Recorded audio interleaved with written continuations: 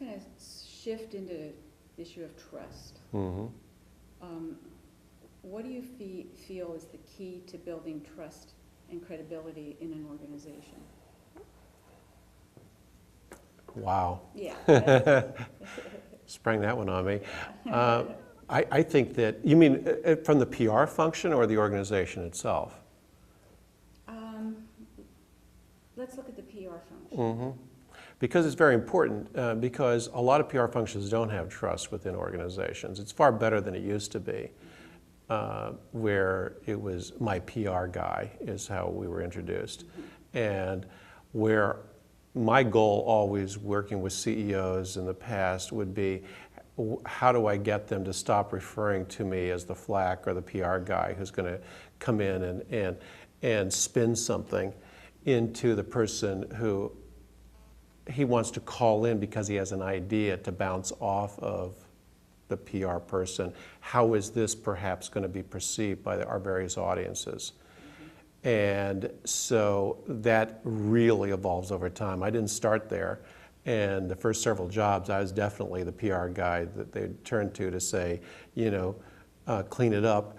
And you know, we were always saying, gosh, if we were only there initially, this wouldn't have happened.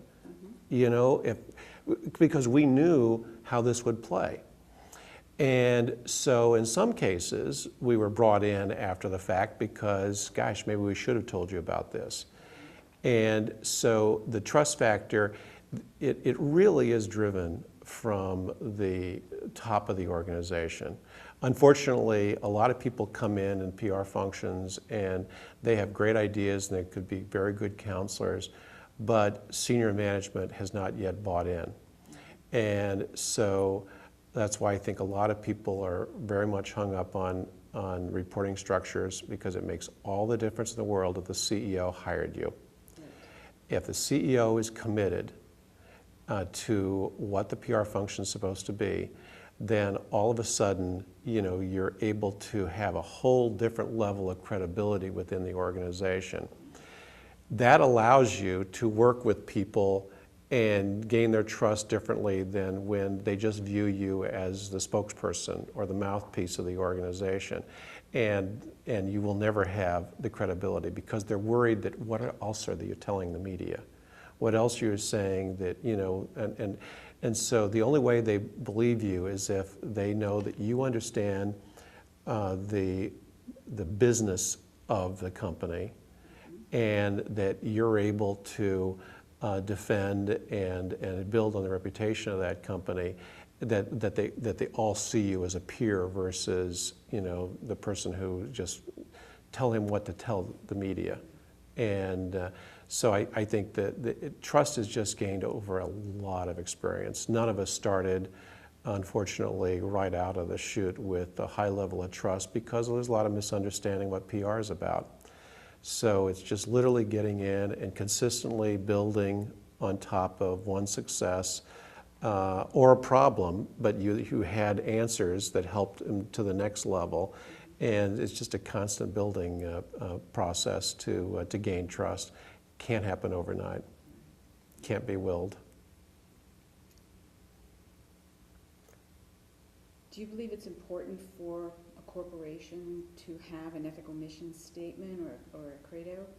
And should ethics training be provided for the staff of agencies as well as corporate PR? Wow, two questions. The credo, I think, is important for a company, especially an iconic company that has a mission beyond maybe selling a product. You know, that there's some reason to exist. Overall, mission statements, I'm not a big fan of. I started to say hours, but I've spent days, weeks, and months developing mission statements that you could easily try to have a guessing game as to what company, if it wasn't identified in the mission statement, it represents, because they're all the same, essentially. So I think you need something internally for people to rally around, But a mission statement's usually too long and boring and self-serving to the point that it doesn't have credibility. So when we were at Sears, we threw out the mission statement and said that we created something under Arthur Martinez when he was CEO called the 3 C's. And we rallied an organization around 3 basic things that we wanted them to do. We decided that if you make this a compelling place to work, that's going to turn into a compelling place to shop for our customers, and therefore that turns into a compelling place to invest for shareholders. So we called it the 3 C's, and sometimes the 3 compellings. And that caught on like lightning. We had mission statement after mission statement after mission statement before that for 117 years. And within 3 months of the 3 C's, you could go into any store in the United States and ask any level employee what the 3 C's stood for, and they could tell you. Wow. And what happens? Sales increase, and the stock goes up. Because you got a single focus for the organization, and everyone agreed that it was so basic that I don't have to have a lot of words to explain it. So I think if it's kept simple, it really works. Now, with reference to your question on ethics training, I think ethics training is critically important, but it can't be sophomoric.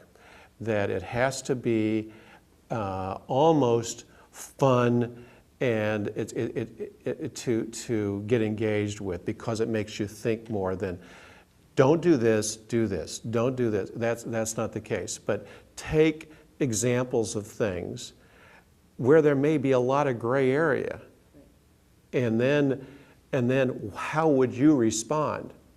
And see how people respond, not as a test to say, you stupid, you don't get it, but to have them understand that a lot of ethical issues we're facing are really gray areas. There were ethical issues in the Oriflex debate that we had around a table of people. Should you, when you know that 11 people in the United Kingdom have died, should you proceed with launching the product when you might have had some personal concerns about it? And was it sufficient that your medical advisors said, no, absolutely not? Or should you just say, let's just give it a little bit more time? And so those kind of issues, you could have played that. But so getting people to really think, I think it kind of raised the level on where the ethical standards are, and it doesn't become like mom and dad saying, no, you can't do that. But engage them in what are the proper ethical standards, and I think it helps people understand that it's just not black and white. That's right. It's the case method. That's important pedagogy in education. So, oh, good. Yeah, you're right. You're right. And here's a real important question. So is it credo or credo? Because I've heard everybody pronounces it differently. Well, and you're not going to get in trouble for pronouncing it either way, because I use both. Okay, all right. I think I've used both today, even. Yes, Exactly. Okay, yeah. All right.